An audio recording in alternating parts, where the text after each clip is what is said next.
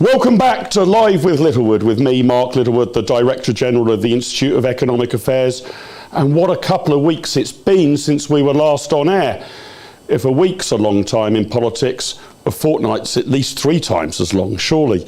It's just over a week or so ago that Russia invaded Ukraine, now a full-scale invasion, and in the intervening period the Ukrainians have mounted a staunch resistance against Putin's forces. On this episode of Live with Littlewood, the UK's top free market discussion show, we'll be discussing what the West's strategy should be to Russia and the Ukraine, what the impacts are going to be here back home, and the impacts indeed right across the world. I've got a stellar lineup of guests to help navigate our way through these dark and troubling times. That's all coming up on this week's episode of Live with Littlewood.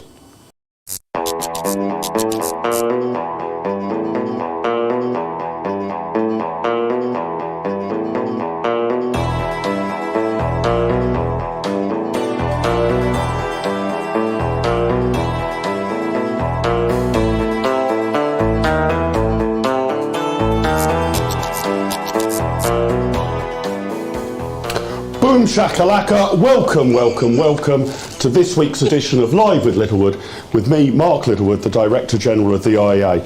And wow, what a couple of weeks it's been. Just as you think you've put one crisis behind you, another bigger crisis comes along. Of course, the Ukraine is dominating all of the news at the moment, and we'll be analysing various aspects of it with our stellar lineup of guests today. Coming up later on the show, I'll be joined by Webb from Civic. She'll be here to consider whether companies should be boycotting Russia and whether private boycotts actually are more effective than state sanctions and state action. Our very own Victoria Hewson, Head of Regulatory Affairs here at the IEA, will join me to discuss some of the implications for our energy bills and energy policy back home. And GB News' Patrick Christys will be here, and he'll be touching on whether the Ukraine crisis means we need to beef up our defence spending. But first up, delighted to be joined by, in person at last, by Helen Dale, writer, lawyer, and according to her Twitter bio, the only classical liberal in Australian literature. Please give a warm welcome to Helen Dale. Hey Helen, great to have you. Good to have you with us. Have a seat. You haven't got a beer. No. You're not really a proper Australian then, are you? You know, and I've got to take you to task. What do you mean the only classical liberal in Australian literature? I mean, firstly, you're a real person. You're not in Australian literature. That comment was actually made about me in a newspaper article many years ago in one of the left-leaning papers in Australia, where I was described as Australian literature's lone classical liberal. And I was always paired with another individual who was not a classical liberal, was a conservative. His name was Les Murray, and he's a great Australian poet and was often discussed in the context of being a potential Nobel laureate. And he died a couple of years ago now, and I am now routinely written about as the only right-wing writer of any renown in Australia, because of the awards that I've won for my books. Well, I looked up a bit of Australian fiction, and look, I don't want to downplay your contribution to Australian literature, but I'm going to put you in the top 3. I reckon it's you, Crocodile Dundee and Mad Max, right? I mean, I'll give you top 3. I'll give you top 3. Now, you've written about Ukraine's experience under both Soviet and Nazi occupation. I think most people, although it's a bit virtue signalling to say it, I think are impressed by the staunch resistance the Ukrainians are showing on the ground. Not that I know anything at all about military manoeuvres or foreign policy, but if you like, my best guess was the whole place would collapse in a day or two. They're putting up incredible resistance. Tell us a bit about what you've written about in terms of Ukraine's experience, and promote your book. Oh, right. Well, this is the book that I wrote that was published in 1994, called The Hand That Signed the Paper. It won the Miles Franklin Award, which is the Australian equivalent of the Booker Prize. It won some other prizes as well, but that's the most important one. It is set almost wholly in Ukraine, and it concerns first the experience of what Ukrainians call the Holodomor, which is the Ukrainian famine. Holodomor means in Ukrainian extermination by starvation. And it was a process whereby a combination of forced collectivisation, the extermination of the kulaks as a class, which were ethnically Ukrainian, but in many respects separate from broader currents in Ukrainian society. They were, we would consider them like a model minority or a market-dominant minority, but they were actually just very good at farming. Right. They were very good at agriculture, and they were good at capitalism, okay, and they had a strong sense of property ownership and ties to the land. And so you had that going on. The people who are good at capitalism tend to rise to the top in my historical experience. And because they had quite a strong sense of national identity, Ukrainians generally, and this goes back to the 18th century, they were targeted very brutally, and it was the classic forced famine in the sense that all the food was exported out of Ukraine in order to get hard currency, and it became so bad that you finished up with Ukrainian farmers had their seed grain taken from them, so that means they couldn't grow crops for the following year. And by that point, Stalin basically didn't care. And we're not really sure of how many people it killed. The official figure, which was actually announced in the Russian Duma, still when Putin was leader, but some years ago now, was 7 million. People like Anne Applebaum or Timothy Snyder talk about 5 to 7 million. They're not really sure, but it's vast numbers of people. And it was 1932 to 1933, so this all happened in sort of 2 years. And so first you had that experience, then you had the experience in 1941 of the Nazi invasion, Operation Barbarossa. And the best way you can describe it, and this is part of the story in the hand that signed the paper, is many Ukrainians, not all of them, but many Ukrainians looked at this as any port in a storm. Nothing could be as bad as what the communists had done to them. Yeah. So you did finish up with quite significant levels, particularly in what we consider West Ukraine, of collaboration with the Nazis, sometimes in ways that were extremely destructive and morally troubling to us. It would have not been possible, for example, for the very small number of Nazi troops to perpetrate the massacre at Babin Yar if it had not been for heavy involvement of Ukrainian locals.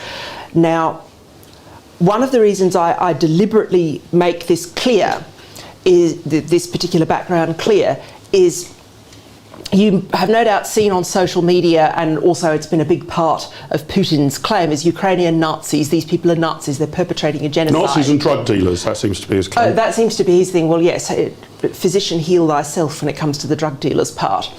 And so that what he's doing is he's claiming that Ukraine has not changed as a country since 1941. Now, you need to understand two things here. First, the persecution of Jews in Ukraine, sometimes by Ukrainians themselves or in company with others, is significantly worse and has historically been more destructive, and it also predates the Soviet era, than anything that was done to black people in the United States. It makes the transatlantic slave trade look like a dinky toy. You really need to understand this. So in that context, Volodymyr Zelensky himself... Who's Jewish, right? ...is Jewish. For Ukrainians to elect a Jew, particularly with the bulk of his support coming from West Ukraine, which is the area historically where the rates of Nazi collaboration were highest, is more significant than for Ukrainians, and a more significant achievement as a culture than it was for the United States to elect Barack Obama. People need to understand this. Ukraine has moved on. And when Putin is calling them all Nazis and fascists and they're perpetrating a genocide and so on and so forth, in a sense, in that speech before the invasion, he was arguing with a ghost. He was arguing with a Ukraine that no longer exists and probably hasn't existed for a very long time. So we're going to call this first section Open Borders, bit provocative, but I'd like your thoughts, Helen, on what we should do from a humanitarian and economic perspective for the civilians in Ukraine. We might touch a little later in the show about security and defence and what we should expect there. But what should our obligation be to, I guess, any Ukrainian who can make it to Dover or some other port of entry? And here are a few things a few numbers and observations to conjure with. Last time I checked the figures, barely 1,000 Ukrainian refugees have been issued visas to come to Britain. The New York Times today claims the UK system is confounding, a bureaucratic nightmare, and one person trying to enter the UK described it as inhumane. So far, Germany's taken in 30,000 refugees. Obviously, the bulk's gone to Poland at the moment. France, 5,000. Spain are set to take 6,000 this week. The French accuse the UK of a lack of humanity after this pretty dismal performance. I will just give a shout out to my Times article earlier this week. I suggested bring in hundreds of thousands of these Ukrainians. They'll work hard. They'll be grateful to be here. Is the UK being insufficiently humanitarian and sympathetic here? What should the right approach be? Or is this just the age-old state bureaucracy screwing up again rather than it actually being an analysis of public policy here? I think the issue, as it always is with the Home Office, and I say this as someone who comes from a country that is the most multi-ethnic in the world, that's Australia, and probably, I think I can fairly say, has the best run immigration system in the world. And my comment in this case is, when it comes to the Home Office and admitting Ukrainian refugees, is that the spirit is willing and the body is weak. I have said repeatedly in various fora across the political spectrum that my preferred fix for the Home Office is to basically fire the entirety of it into the sun. Apparently it's more physically efficient to fire it out of the solar system, but fire it out into the sun. It is just monstrously badly run. Leaving that point to one side. And that's what you put the blame on here, that they're just not processing things in any efficient fashion. This is an organisation that would struggle to find its own backside with both hands, the Ordnance Survey and a flashlight. It really is just awful, absolutely awful. I do think, I come from a country that quite deliberately and systematically says that some immigrants or refugees are better than others. Some of them are more culturally compatible, some of them are going to be better for your country. This is the basis of the Australian immigration system. If you are going to take good immigrants that will be good for Britain, Ukrainians will be it.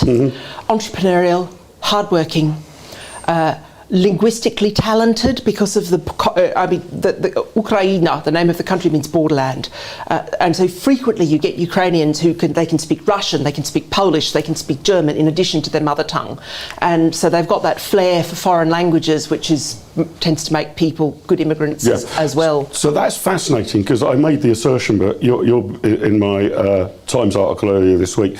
It seems to me the immigration debate here in the UK has been, if you like, opponents of a liberal immigration policy raise three things, and I don't think that liberal-minded people should dismiss them.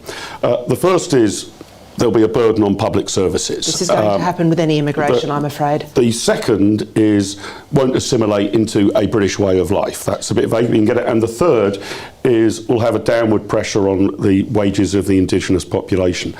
My rough take on it for Ukraine is almost, if you like, none of those apply. The first on drain on public services, well, we could divine the visa and the welfare benefits to build that in, whatever you might only be entitled to things when you paid a certain level of tax. British way of life, I was very confident on cultural assimilation not really being a problem.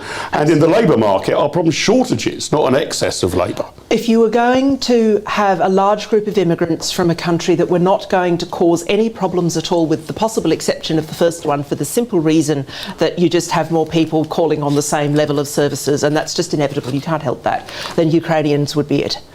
You know, these are ideal immigrants in every respect. You are getting people who bring talent, who have overcome their historic problem. I accept the conservative division of civilization and barbarism. You know, this is a country that has overcome the barbarism in its terrible history. I mean, the historian Timothy Snyder makes the point that between 1932 and 1945, Ukraine was the most dangerous place on earth. You were most likely to die.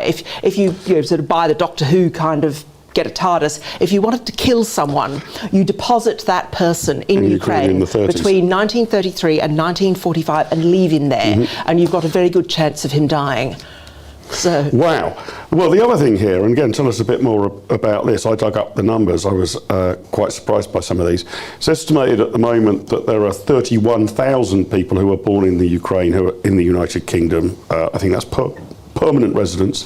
The Prime Minister and the Home Secretary indicated, I'm not quite sure where they get this number from, but they will take about 200,000. I'm not quite sure why you cap it there. Or this number staggered me. 2/3 of all seasonal work visas accepted by the British government in 2021 went to Ukrainians. 2/3 were Ukrainians. And if you were to look at work visas overall, that's seasonal work visas, Ukraine produced the second highest number of successful applications, behind only India, which has a population 20 times as big. So there's already quite a Ukrainian diaspora here in the UK, right? Yes. And also, to be fair, this has been the experience of Australia because of the country. I mean, Ukraine is, like Australia, a vast wheat-producing nation. The flag is literally the golden wheat and the blue sky. That's what it means. I mean, it's also the colours of Sweden because of historic links between Sweden and Southampton Ukraine. FC's away kit, I hasten to add. Very, there you go. But it's... So there are historic links to Sweden, but also it's meant to be geographically symbolic. The thing that Ukrainians excel at and have done for centuries, and one of the reasons they were picked on, is because they're just really good at agriculture. If you want to do something for British farming... And that would explain the seasonal workers, yes, in large part, I'm guessing. So you would take a pretty liberal approach very to much. more and more of them coming in. But I remember I'm coming out of an Australian tradition that says, no, those ones are more likely to be benefits recipients or terrorists. We don't want them. These ones are likely to work and pay tax. Work, pay tax, and contribute to the country. Okay. Helen, stay with us, but I want to bring in our second guest now to consider this issue and move on to sanctions and what Western companies are doing in Russia. Increasingly little, it has to be said. So please give a very warm welcome to Patrick Christys from GB News. Good to see you, my friend. And you, Thanks for joining us. You haven't got a beer either. I've got I'm all right, actually, for a minute. Thank you, though. Yeah, cheers. He's drinking all the beers. I'm drinking all the beers. I'm drinking all the beers. So, Patrick, let me just start before we move on to sort of what sanctions and companies are doing, what we need to do about defence and security and the rest of it. Yeah. What's your take on this immigration issue? I mean, some of the media I've done, they've been quite surprised. They say, oh, you know, we thought you were a right-winger, Mark. I'm a wet pinko liberal on quite a lot of stuff, on all the things you should be a wet pinko liberal on. Yeah. I think this could be win-win. We could do the humanitarian thing and cure the labour shortage. The particular point I raised, we had a tube strike in London last week. Yeah. Our tube drivers base pay £55,000. Yeah. Been driving a tube in you could pay a robot a lot less, Kyiv, it'd be £7,000. Exactly. So this is win-win-win, isn't it? Why stop if we haven't already lost, you see, is the problem. Because I think for far too long in this country now, there's a lot of people who must have a huge amount of egg on their face. And that is because we've welcomed in a lot of people for £4.6 million a day, may I add, who are, many of them, just illegal. Many of them have absolutely no assimilation or desire to assimilate whatsoever in this country. What's the 4.6 million a day? 4.6 million a day is the accommodation cost that it takes for everyone who's come over the channel, plus our normal asylum procedure as well. Bear in mind that what's happened in the last year or so in the channel, we've not sent a single person back who's come across over the channel, and there have been vast numbers, there are record levels of people there in hotels, in accommodation, draining resources. The food costs alone are absolutely monumental. I mean, Domino's doesn't come cheap, as we all know. And so if you now look at a situation where you have a group of people who, as Helen rightly said, and I think we can all agree really, share a much more similar culture, you could argue have much more of a desire to integrate into this country, certainly better linguistically, and again I think a bit of that does come down to desire, frankly, having grown up a bit around the Curry Mile area of Manchester, lots of people that were born here who had children here as well, and really did never even bother to speak English at home, for example. And now it's a question of whether or not we do have the entirety of the resources. If we had not been such a soft touch for such a long time, would we now be in a better position to accept some people who you cannot argue are in a much needier situation? I would also like to point out as well that I spoke to the former head of Border Force in Calais this morning on my show, and he said that there was a boat that arrived 2 days ago that was just full of young men. Now, what's going on in Ukraine? The women and children are leaving, and the men are taking up arms. And the men are actually not allowed to leave. I mean, I don't know how much that sticks. That's true. It does stick. Right. I can tell you that in the context of if you want to go right into a culture wars issue, there are a few transgender male and females in Ukraine, and they attempted to leave with the women and children, and the Ukrainian government said, basically go back. So it's actually, it is the women and children generally leaving. The women and children, children are leaving. The men are staying and fighting. Okay, fine. There may be some people there. I'm sure there are some people there who would love to leave, who are forced not to. And I don't condone anyone getting trapped in a war zone, right? I'm not saying that. But what I am saying is there's clearly a huge number of Ukrainian men who want to stay, fight, and potentially die for the sake of their national sovereignty and their country, in a way, frankly, that we have not seen in a lot of other countries where we now have boatloads of people coming over that's almost entirely men. Ukrainian patriotism has shown your nationalism. You get in Russia and Ukraine, looking at them, the good nationalism and the bad nationalism. Volodymyr Zelensky and the Ukrainian people love their country because it is theirs, not because they think it's better than everybody else's country. Vladimir Putin loves Russia because he thinks it's better than everybody else. And that there, in a nutshell, is the difference between good civic nationalism and bad imperial nationalism. I mean, I don't like, you see all this sort of silly theory from political theorists that doesn't actually get to the nub of the issue, is, are you one of these people who thinks your country's just totally marvellous and gets to step all over everybody else? Well, no, that's the bad nationalism. Are you someone who loves your country, who is loyal to it, who is loyal to a sense of place, oikophilia rather than oikophobia, that kind of thing? That is the good nationalism. And it's also a sense as well of people, whether or not they may be willing to go back. I'm not saying that we should be sending, well, I'm saying that we should send some people back, but to be fair, but when it comes to Ukrainians, if you have left out of absolute necessity as a woman and child, and your husband or partner or whatever is there fighting for that country, once that war is over, and fingers crossed, touch wood, they're successful in that pursuit, then you go back. Right? So this notion now, a lot of the idea that, well, we'll take a load of Ukrainian refugees, 200,000, whatever, throw a number at the wall and see what sticks. The fact is, reality is, it's as long as they can maybe be successful in that pursuit, then it's not going to be a permanent measure. Right? And that is a big thing for a lot of people. I do think people need to understand, you will get some Ukrainians leave and settle in your country. Of course, Many happen. The country that took huge numbers of Ukrainians after World War II was Canada. They're actually the largest ethnic minority for many, many years. Australia took quite a few, but Canada took the bulk of them. I'd probably rather be in Kiev than Canada these days, to be fair. But well, listen, and the thing is, so that you're dealing with people who they do love their country, and you need to be careful, and I see it amongst a lot of libertarians who clearly spent school being neddy no-mates and unable to catch a cold, who just think, oh, we'll let them all in and they'll all stay. And have you not considered that they might actually love their country and want to go back? And you should try to help them. And there's an arrogance about that, isn't there? Well, once they've got here, I mean, goodness sake, why would you ever want to leave? And I can imagine that. I mean, heaven forbid, I hope it never happens, but, one can imagine the circumstances in which we might need to flee the United Kingdom for some reason, but if peace returned, I think I'd almost certainly want to come back. Sounds rational.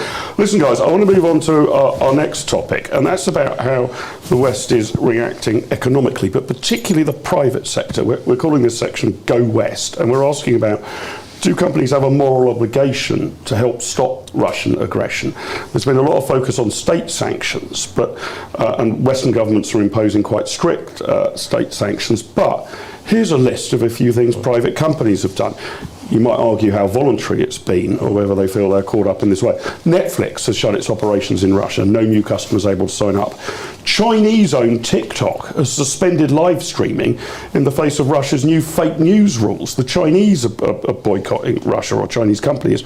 Amazon has banned the selling of T-shirts with the pro-Russian Z insignia. Other major companies halting or reducing activity in Russia include Ford, Renault, Ferrari. Not totally sure how many Russians buy Ferraris. Shell, BP, MasterCard and Visa, Google, Boeing, Airbnb, Coca-Cola, PepsiCo, Unilever, Papa John's, Adidas, Nike, Carlsberg, IKEA and Disney. Helen, what do you make of it? I've never seen the like of this. Usually I'm used to sort of sanctions being imposed by the government, private companies, continuing on if they are able to do so. I think that was roughly the case with South African sanctions. This is a pullout of virtually everything, apparently on the face of it, by free market mechanisms. My instinct initially, particularly with some of the quite unpleasant cultural sanctions we've seen directed at Russian musicians and sports people, is the parallel with South Africa. And it is true that the sanctions eventually contributed to the breaking of South Africa, but it took a very long time.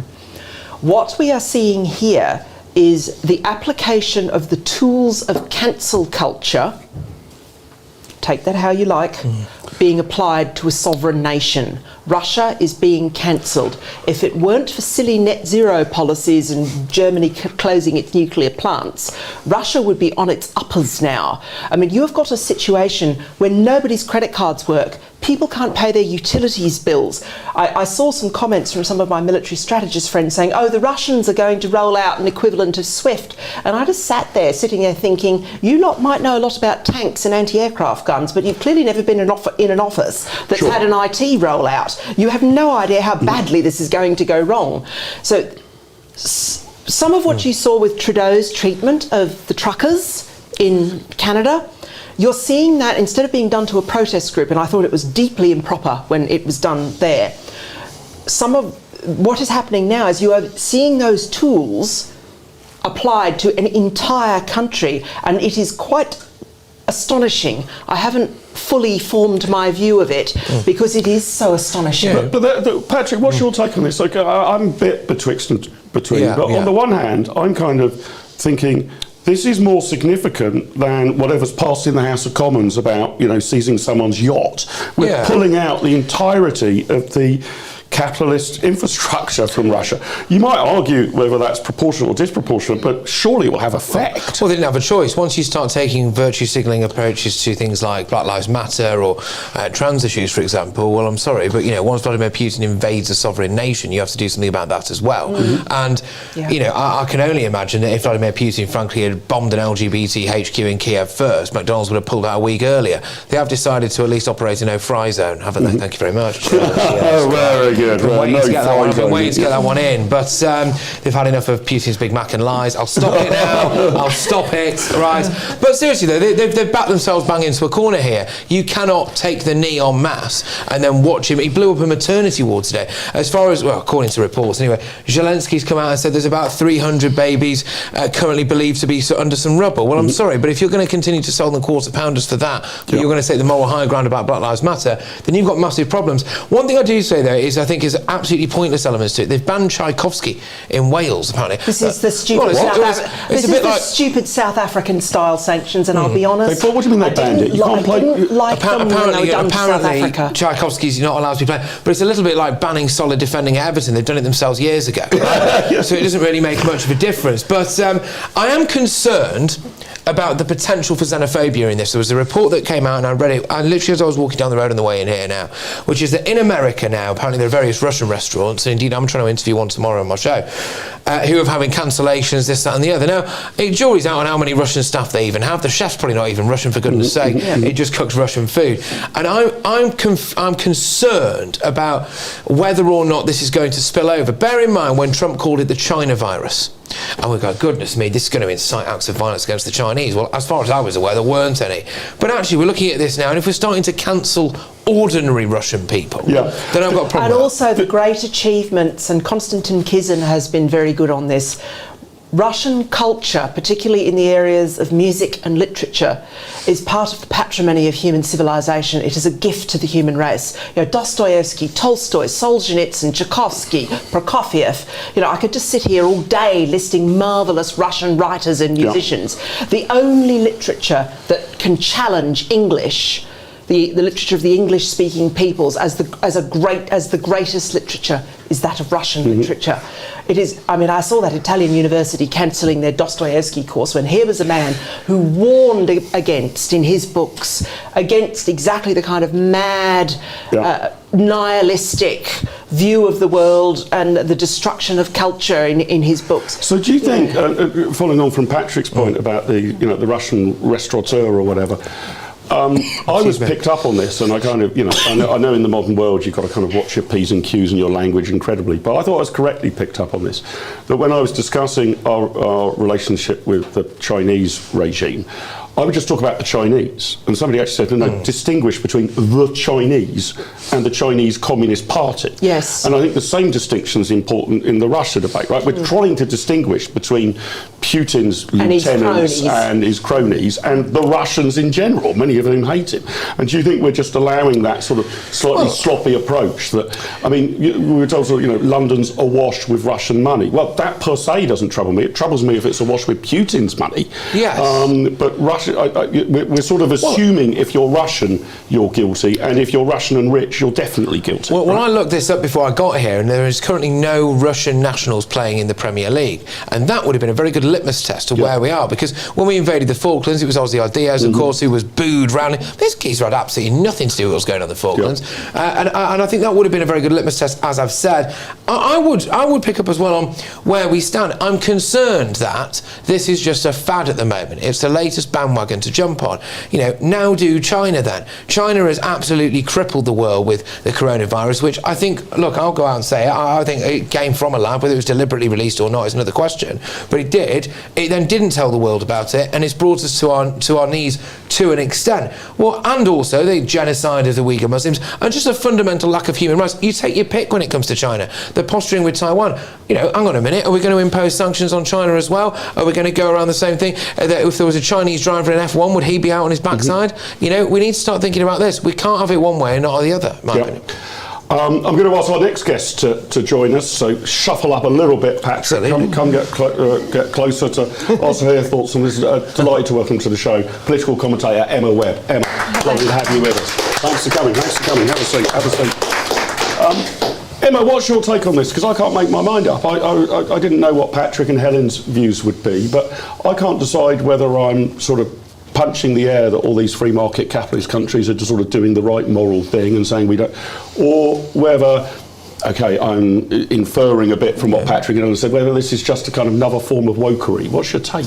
I think it's a really interesting point, actually, the way that you put it, Helen, that they're employing the tools of cancel culture to essentially cancel a country, which is an interesting sort of application, a way of free market principles to sanctions. And like you say, it's something that's completely unprecedented, and it's really probably going to have a bigger impact than the sanctions that are coming from our governments, particularly in terms of, you know, surrounding oil and gas, because that's obviously not something that seems to be going particularly far. If you can't pay your utilities bills or feed yourself in Moscow at the end of February or the beginning of March, particularly as they're getting a beast, there's a beast from the east coming in on Ukraine and Russia at the moment, you stand a very, very good chance of just being frozen in your apartment.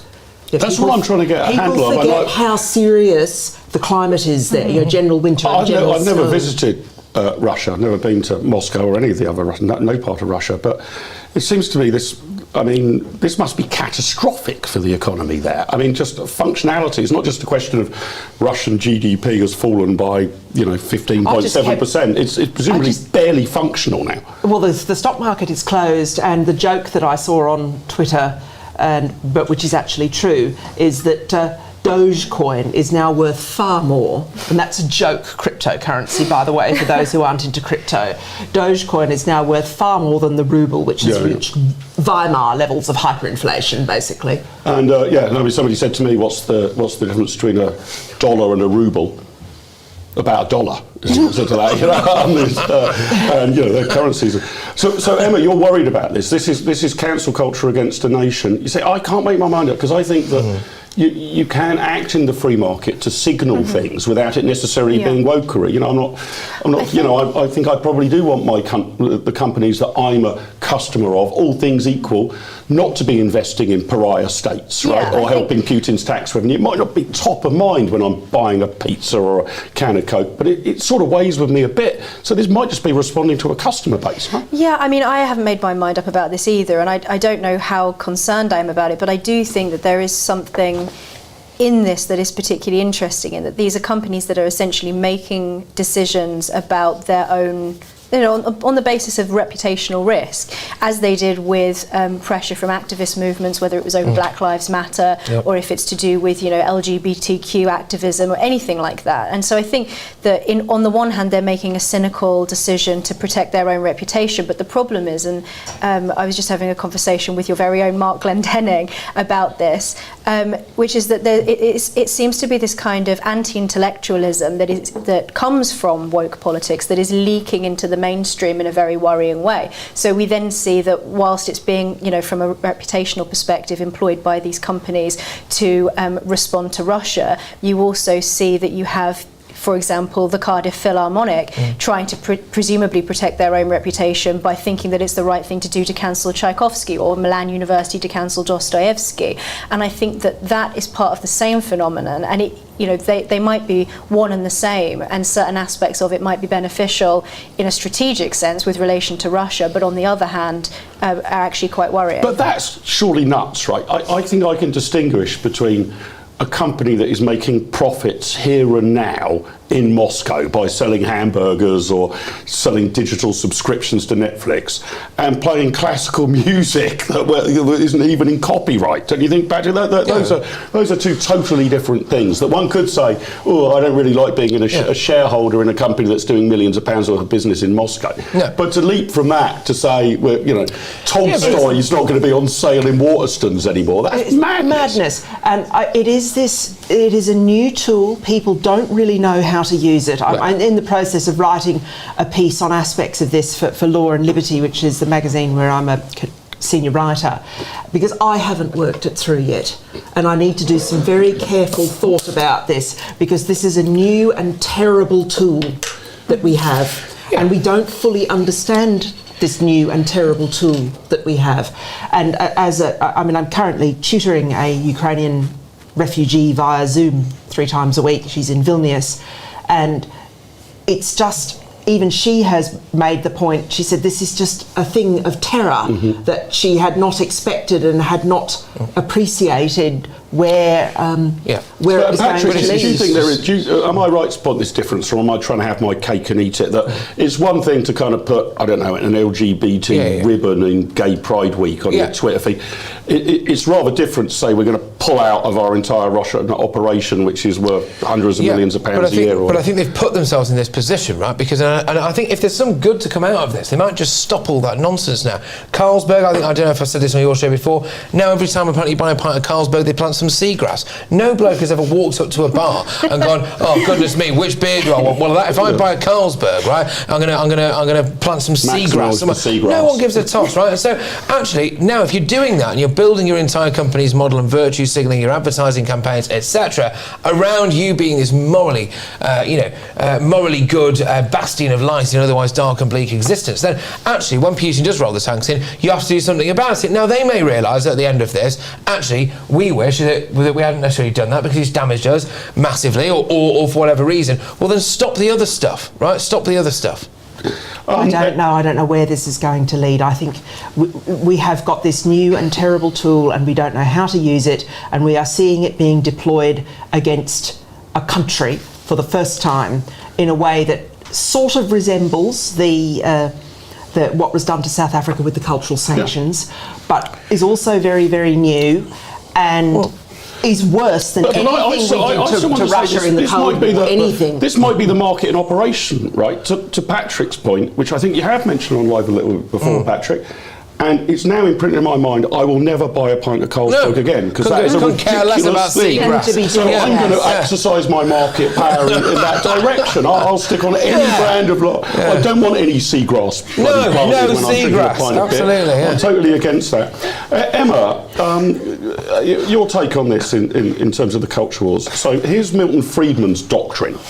He says, insofar as a business executive's actions are in accord with his social responsibility, insofar as that reduces return to stockholders, he is spending their money. Insofar as his actions raise the price to customers, he is spending the customers' money. Insofar as his actions lower the wages of some employees, he is spending their money.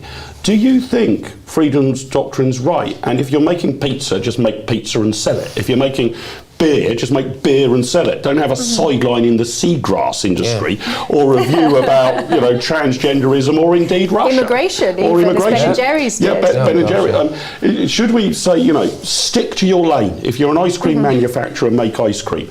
Or should we be a bit more sort of, well, I guess if you want to make ice cream that appeals to left-wing people, Ben and Jerry's, I guess, is that, right?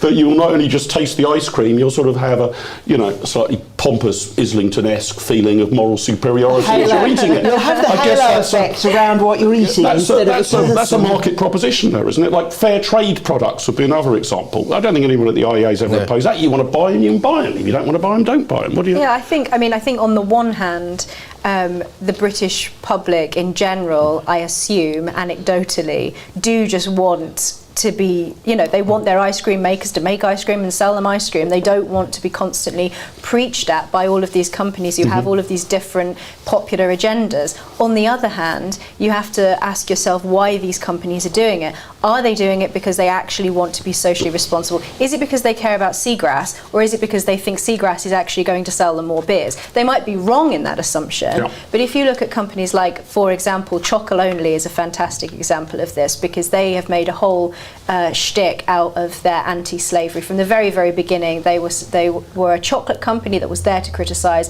other chocolate companies, and they've been caught up in all sorts of scandals themselves, including having slavery in their own supply chains, and planning and working with companies that produce the chocolate that plan to eliminate slavery by a certain date. I can't remember exactly which one it is, but it's in the future. So they an aspiration to abolish slavery. And their reasoning behind that is that they say that they're working with these other big chocolate companies within the industry so that they can almost be in dialogue with them, so they can criticise them. That's a fair play. That's a market proposition. But because this company, I'm using it as an example that I think can be compared with other companies as well, like Ben & Jerry's, that this company, particularly from the very beginning, was using its social consciousness as a marketing tool.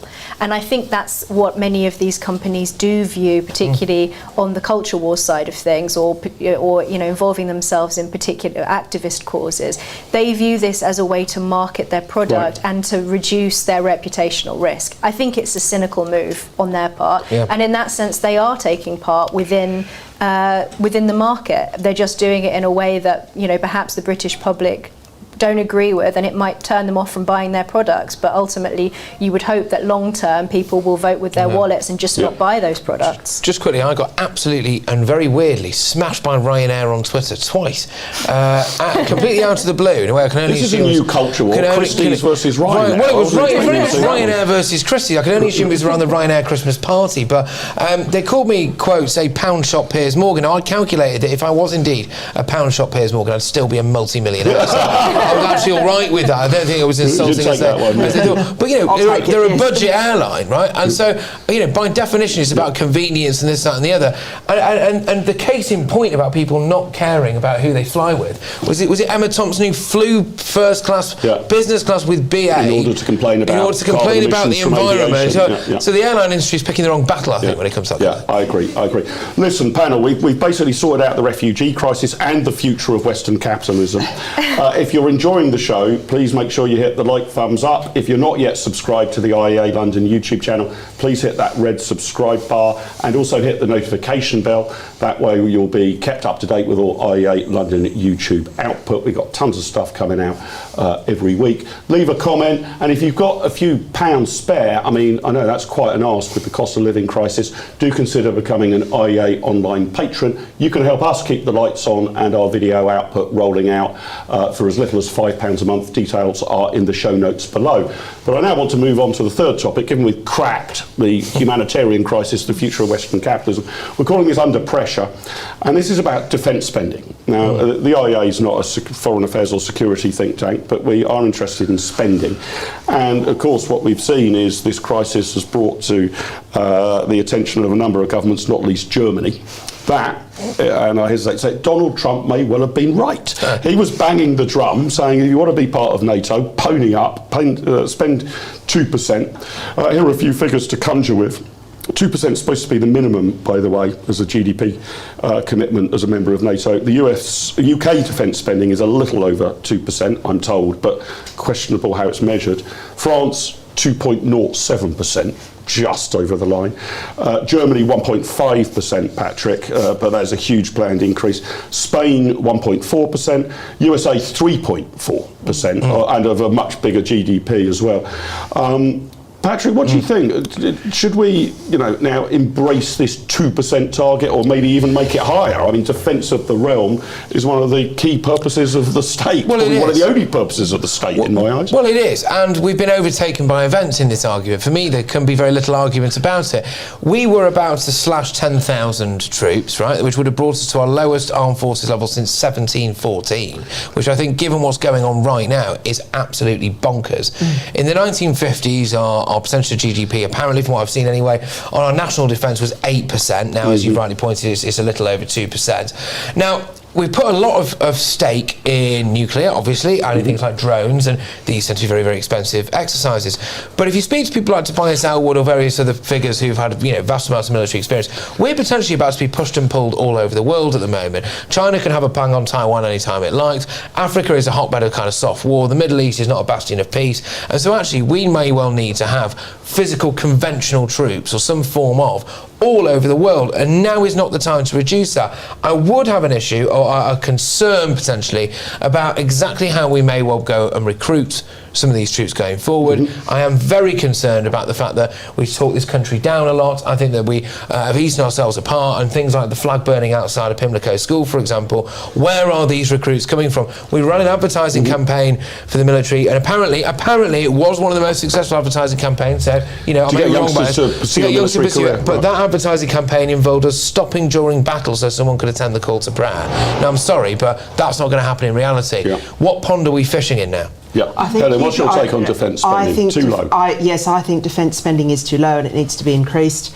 And I think that there is something we can, and this is a bit cynical, but I used to be an advertising copywriter, and advertising copywriters are the most cynical people on the earth. They're even more cynical than lawyers, and I used to be a lawyer. This is one where you can say, look, point at Volodymyr Zelensky and point at Ukraine and go, be more them. Be more like that. What you are seeing in that country and the way its soldiers and the way it is conducting itself and the way Zelensky is personally conducting himself is the very best of patriotism. Be more them. Yeah, I agree. Emma, what do you think? So I've got some of the statistics here. Patrick, you're quite right. I'm not sure I'd ever. So 1963, defence spending in Britain as a proportion of GDP, you've got to underline that, was 7%. Fell to just over 5% in 1970, 3% by 1997, and it has hovered between 2 and 3% ever since. At the same time, spending on the NHS has increased from 3% of GDP in 1962 to over 7% in 2019 and over 10% in 2020. So we've kind of decided by accident or by design, right, that we care more about healthcare than defence, and that's been the trajectory. Emma, should we have a target here? Again, because let me play the pure libertarian. I don't like government percentage targets. I clearly want the UK to be defended, but the idea that that's 2% of GDP and foreign aid is 0.7% and refuse collection is 0.01%, that seems to me a very odd way of doing it. I think, as with the NHS and education, it's not just about how much you spend, and I do agree that I think it should be a priority always, because I think, as you say, Mark, that defence spending is something that should be a priority of the state because it's one of its primary purposes is to protect its territory and its citizens.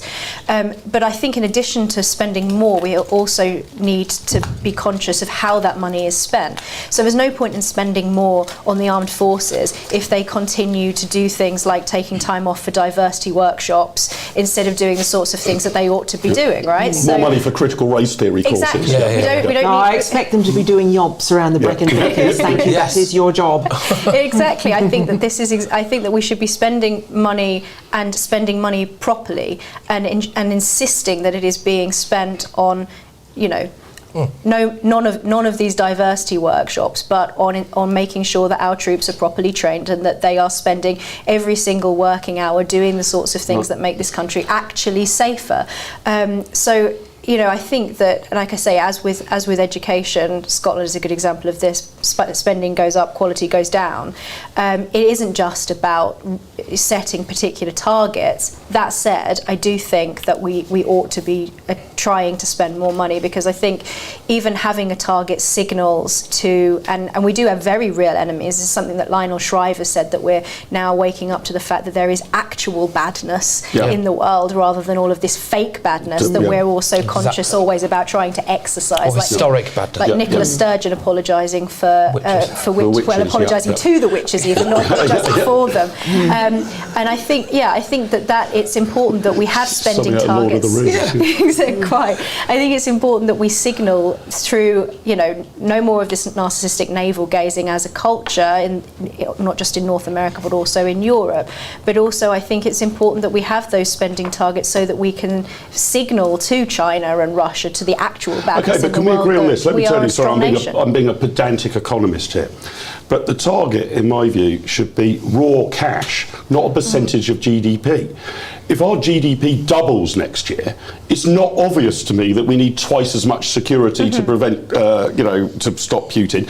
And similarly, if our GDP halves, it's not obvious to me that we need half as much security to tackle the Russia thing. So it should be a kind of per capita commitment. So your concern is with the target becoming a measurement in itself and therefore ceasing to be useful. And just like the DFID budget, you just start spending it to prove you're spending it, right? And I would much rather say, I can't do the maths in my head immediately of what 2% of GDP is, but say, actually we're committed to this sterling amount in real terms, irrespective of whether the economy grows or falls. If we're twice as rich, we don't necessarily need twice as much security. All agreed on that? I think that makes sense, and also that we should have the possibility there to increase defence spending if there are particular threats or whatever, that it shouldn't just be, as you were saying, like hard cash. We shouldn't just have to stick to it. We should be able to go above it, but it should be at least a minimum. Sure.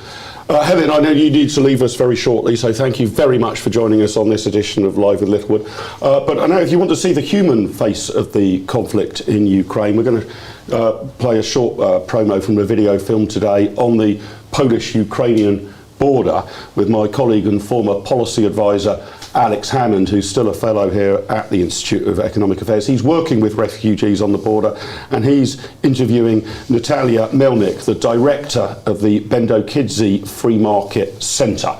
So I hope this promo gives you a sense of what's really happening there. We are pushing campaigns, forward campaigns, to keep providing us with assistance, to keep providing us with a chance to defend ourselves, right? We don't want other people fighting our fights, but we need a chance to survive. And a lot of it has to do with the weapons made available to us. That's why we are begging for someone to close the sky, because Russian Air Force is a very big threat. They are the ones doing the most damage. They're the most difficult to deal with, and that's where we are overpowered. And if we understand that the countries are not willing to do that because they are afraid of, that this will be like a direct confrontation with Russia. But Putin already said that even the sanctions are like a sign of war against Russia. Obviously, we wish Natalia all the very best. We hope her team are as safe as possible and can be back in Kyiv as soon as possible. If you want to support Alexander Hammond's campaign, he does have a Just Giving page. He's out there actually assisting refugees, and we'll put the link to that in the show notes below and in the chat. Please help if you've got a few pennies spare. So moving on to the final part of the show, a big warm welcome back to Live with Littlewood to our very own, the brilliant Victoria Hewson, Head of Regulatory Affairs here at the IEA. Victoria, thanks for joining us. So we're calling this section Power to the People, because some of this is about power and energy. There's war in Europe, at least in Ukraine. Let's hope it doesn't spread. And this is having a real impact on domestic policy here. So I'm now going to just turn totally to the UK. Nigel Farage, the kind of grim reaper of the Conservative Party, right? Every time he pops up with an idea, you know the Tories are in trouble or have gone off reservation. He and his colleague Richard Tice are now launching a campaign for a referendum on net zero. The net zero commitment was passed in the fag end of Theresa May's government. Actually, most of Theresa May's government was a fag end in the last few days of Theresa May's government. And Farage's claim is that this is somewhat like Brexit. It's a huge decision that was made in haste by a political elite without public consultation of any real significance. All of the major political parties, I'm not sure if it's all of them in the House of Commons, I don't exactly know the position of the Democratic Unionist Party, for example, but all of the major Britain-wide parties seem to have exactly the same policy on this, which was also true, of course, basically of membership of the European Union. Victoria, what's your take? Have we got to keep deciding more and more things by the mechanism of referendum, as Tyson Farage argue? No, I think for once I'm not on Nigel's side on this. I am definitely on his side in terms of, you know, the net zero target is illogical. It is undemocratic. It was rushed through by way of a statutory instrument with about an hour's debate in the House of Commons. It's pretty clear, in fact it was clear at the time to anyone who's paying attention, but MPs were rather blinded by the need to seem really green, and Theresa May wanted her legacy. So yes, all of those things are definitely defects in the policy, but I can't see how a referendum could even be designed. I mean, what would the question be? Do you wish to repeal the Carbon Net Zero Act, yes or no? Right, but then they could just bring in another one. Sure. And but that was the same with the Brexit referendum, right? We could have voted to leave, and Parliament could have voted to reverse that and remain. Right, but we do still need an energy policy, and in the current constitution of the of Parliament, there are too many knock-on effects. Now, I know you could say the same thing about Brexit as well, but just imagine we repeal the Climate Change Act, which I definitely think we actually should do. You just don't think the referendum is the mechanism? I just don't think a referendum is the right way to do it, because Parliament would have to work through all of these resulting effects. You know, should we also repeal the fracking moratorium? Yes, definitely. Should we be restoring the storage capacity for North Sea gas and so on? Yes, absolutely. But I'm not sure that a referendum is the best way to answer those questions. Patrick, Victoria may be right, but how boring. Can you imagine a referendum on this? The bants would be amazing. Yeah. It would be absolute. You guys would love it at GB News, wouldn't you? Absolutely, well, we'd live for it. But no, I mean, I think we actually, so it's funny you should mention GB News in this, because I think it's actually the media that have caused a lot of this net zero stuff. You look at the likes of Sky News' climate change programme every single day. Which absolutely nobody watches. I mean, it's shocking stuff. But because there's nothing really to watch, is there? It's just a woman looking at some plastic floating around in the ocean for an hour, and then you all go and eventually came. And then a superimposed picture of Manhattan underwater. Absolutely, advert for Carlsberg and the seagrass, as we all know. But you know, the media have kind of led us down this path, and that's kind of my point, right? Which is that the net zero desire is almost like kind of sport for very comfortable people. It's like fox hunting for softies, this stuff, right? You end up with a situation where, you know, people who are relatively well off will not all massively feel the pinch, but the people who are actually worse off in society will be the ones to feel the absolute heat of this thing, for want of a better phrase. And actually, what happens if you just can't pay your bills? Well, then the government has to then step in and increase various benefit systems. Which is going to happen. So we end up paying twice for this thing. Yeah. I don't particularly want that at all. Right. So, do you think, Justin? Do you think that Farage's call for a referendum, like Victoria, are you merely opposed to carbon net zero, or do you think it's appropriate for there to be? I mean, I think the Farage case is that this is such a monumental decision to go for carbon net zero that, however irritating that tedious hour on Sky News might be, it's not just sort of tedious and woke. They are actually talking about a policy which, you know, hundreds and hundreds and hundreds of billions of pounds are at stake. Yep. This is not a sort of, you know, this isn't like, shall we put national insurance up 1%? This is a monumental generation plus long decision. Should that be put to the people in a vote? At the end of the day, it's a pressure movement, right? And at the moment, there's been no pushback, massively, you could argue, no pushback onto this net zero policy, and the fact that if it is something that's going to hit ordinary people, and potentially those just about managings that Theresa May spoke about a bit, if they're no longer going to be managing, and that is a huge amount of people, then that is the kind of thing you could argue you should be able to have a referendum on. I would hope that now what this does is it forces various Conservative MPs, they have the majority at the moment, so they're the ones who really matter on this, and actually I would argue as well Labour MPs from working class areas, if their constituents are feeling the pinch, to actually think, where do I stand on this? For far too long we've blindly followed this ridiculous rhetoric. They've been led around by, I would argue, you know, not always the sanest Scandinavian teenager to produce a policy that could affect absolutely everybody. Well, hang on a minute. If Nigel Farage's endgame with this, or at least is the reality of the situation, it means that we have to consider where we stand. Our lawmakers have to consider where they stand on this and confront that and look their constituents in the eye. If they say they back a policy that's going to make them poorer, then I think that's a good thing. Emma, what's your take? I know Nigel Farage a little bit, and I've reached the conclusion, although he's never going to be thanked for it, that he's basically a one-man safety valve in the British Constitution. Like, pops up like a jack-in-a-box when things are going through a force. Oh my God, Brexit might not be done. I'll set up a political party, win a national election, and that will get it over the line. What do you think of his call here, though, specifically for the referendum? Is that the way to resolve it? Or, as Patrick says, and Victoria has implied, might this just sort of filter back to the mainstream politicians and the party line of Labour, the Conservatives and others might just alter because it's no longer feasible? The rationale behind it makes sense to me. This seems to be the sort of big issue that referendums are intended for. Do I think that the British people have an appetite for another referendum? No, I don't.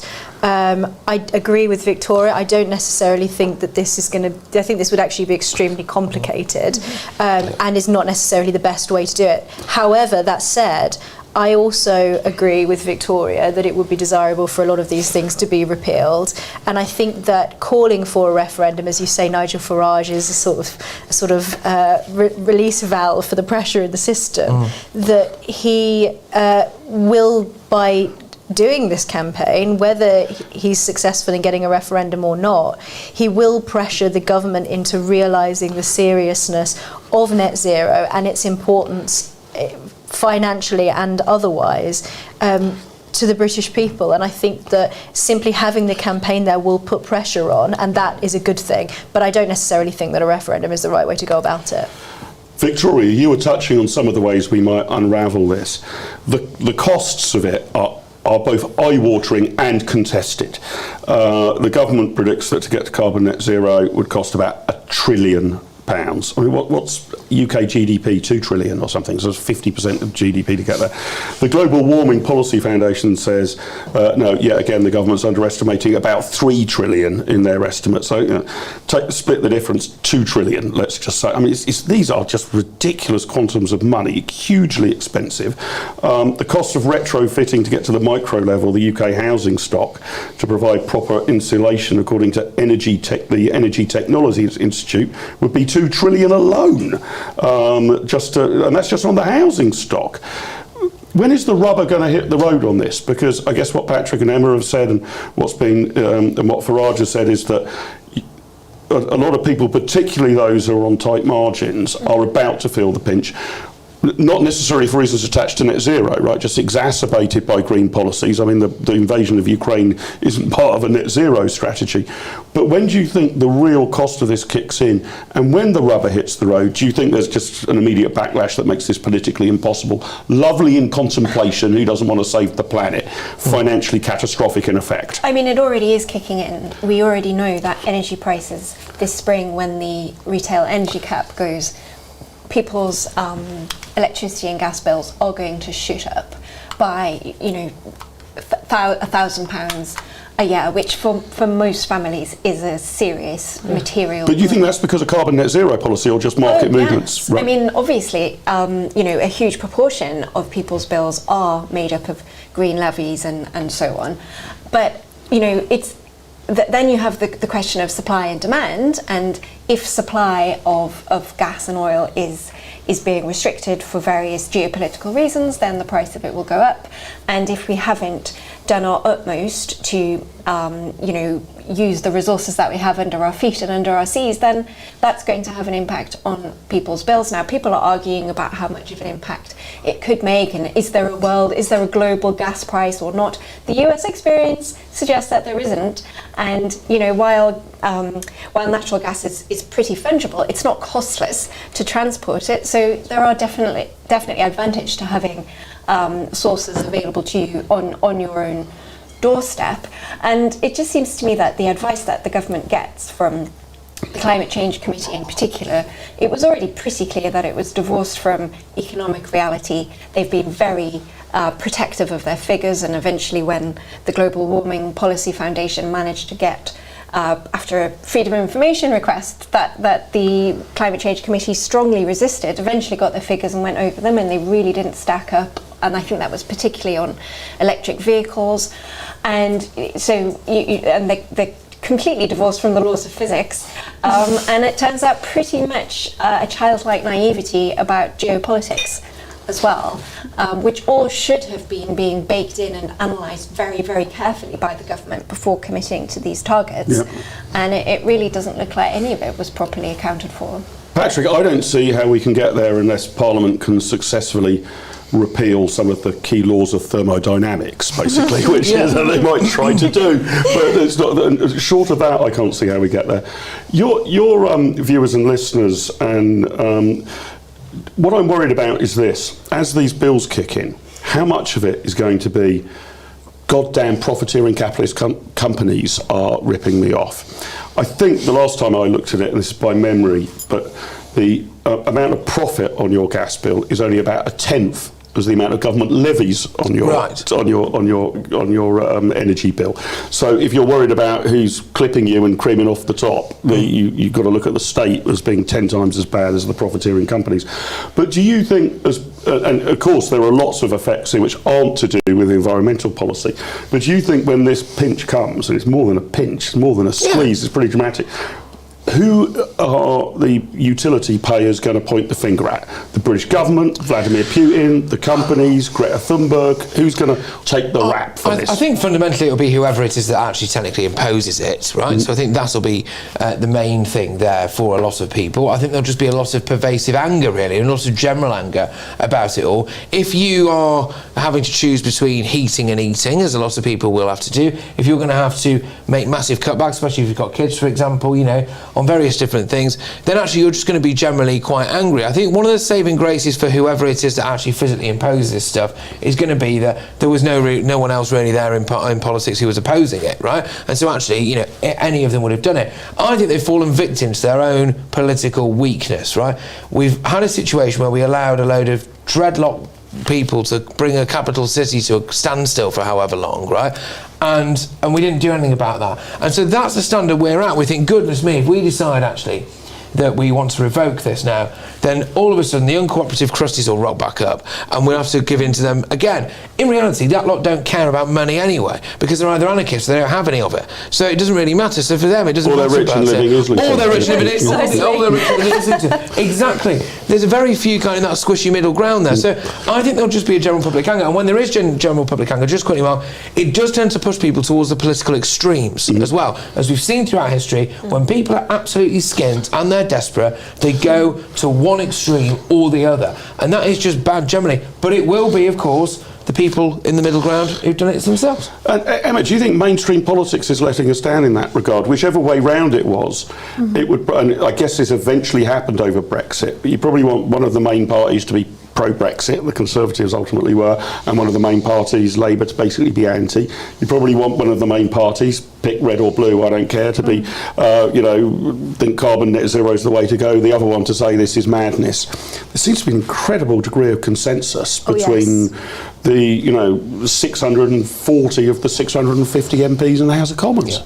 I completely agree. I think this is a political problem, and I don't think it is limited just to issues surrounding climate change, net zero. I think that we are seeing a decline in traditional British adversarial politics, that it's not a case of having, extremes, it's just that we don't have a fair, and this is something the GB News is so good at, is representing the full range of opinions on a particular subject. And there are certain subjects in our political landscape that have become consensus ideas that cannot be questioned and debated, and you just simply do not hear the other side of the debate when it comes to climate change, because those ideas have become verboten. They've become outside of that political consensus and far too hot to handle. And so it's left to organisations like the Global Warming Policy Foundation to actually put out the statistics and try to raise awareness of the other side of this debate, but actually there's very little political interest in that. And I think that is one reason why we've got ourselves into this bind, because right now, in political terms, it's very difficult for the government to row back from the decisions that they've made on this, partly as well because of the pressure that comes from activist groups like Extinction Rebellion and the guys on the motorway, I've completely forgotten what they're Insulate called. Prison. Insulate Britain, yeah. Insulate Prison. Yeah, they're all locked up now, aren't they? The fact that they have been allowed to get away with, forget all of the stuff to do with new legislation, they've been allowed to break the law in pursuit of their particular objectives. And I think because their objectives are worthy. Exactly, and I think because we now have a contingent, however small it might be within society, that think that their objectives are so noble that it justifies breaking the law, that puts our politicians in a very difficult situation. Yeah. Victoria, you wanted to come in there. I'm interested in how we can extract ourselves from this problem. And to contradict what I just said a minute ago, I wonder whether it might be a consensus, if not of the political elite, at least of sensible-minded people. We've got to go for shale gas. Whether you're a carbon net zero fan or not, I would have thought you could get almost total unity around this. It's absolutely crazy.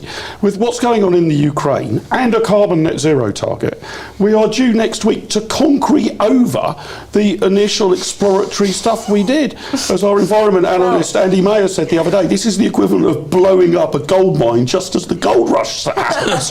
It's utterly crazy. Well, I think though the very latest that I've heard on that is that maybe they're not going to concrete over those particular wells. They might keep them open for research purposes, which is a bit of a lifeline, so that's really good.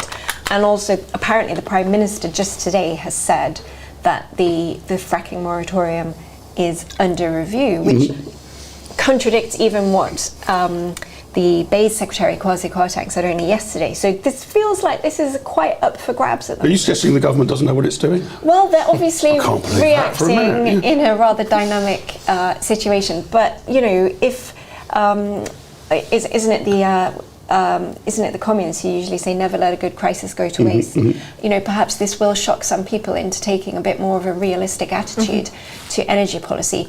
And speaking of crises, the next crisis is going to be when people get those electricity bills in the next couple of months. We could end up with mass non-payment. Absolutely. And rightly so. Poll tax riots style civil disobedience. It's actually quite frightening, and I'm not sure that everyone will just nod and say, oh, well, we're doing it to support Ukraine, so this is all good.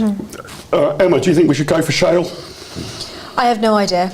I'm quite happy to admit that I am not educated enough on the subject. I do think that we need to be looking for alternative sources that are closer to home, and as Victoria said, beefing up our storage facilities. It just seems to be a no-brainer to me. There's £1 trillion of shale gas under our feet, which we're about to concrete over. One thing that I do think, for years, over a decade ago, I think was the first time I heard about this, that some people have been lobbying for, which is thorium reactors, which I believe, if I remember rightly, from something I read 10 years ago, are very, very safe nuclear reactors. They don't react with air, and so that can put to rest a lot of people's concerns about the possible impact of having more nuclear energy. Things like that seem to me to be a no-brainer, regardless of your concerns around climate change. Patrick, go for the whole lot, nuclear, shale, the whole enchilada. Look, I don't really care what we do. What I do care about is that we don't go for skint, right? We cannot have a nation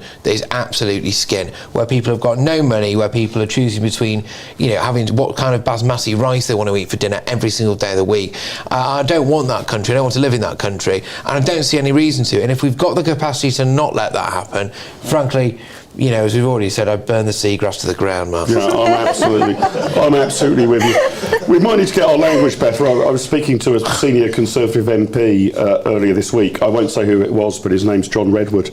And he actually just stop calling it fracking and start calling it reservoir management, right? and this would actually get it over the line. Patrick, Emma, Victoria, thanks very much indeed for joining us. My thanks too to Helen, who was with us earlier on the show. Thanks for everybody at home who's been watching. We'll be back in a couple of weeks' time. If you've enjoyed the show, hit the thumbs up, like, button and subscribe. If you've got a few pennies spare, do consider becoming an IEA online patron. Thanks to those of you who have backed us at the very toppest tier of our online patron offering: Donald Blaney, Costa Manis, James Burns, Mark Edwards, Philip Ozov, Richard Leader, Robert Appleby and Timothy Worrell. We greatly appreciate your support. Stay safe, stay free. Over and out.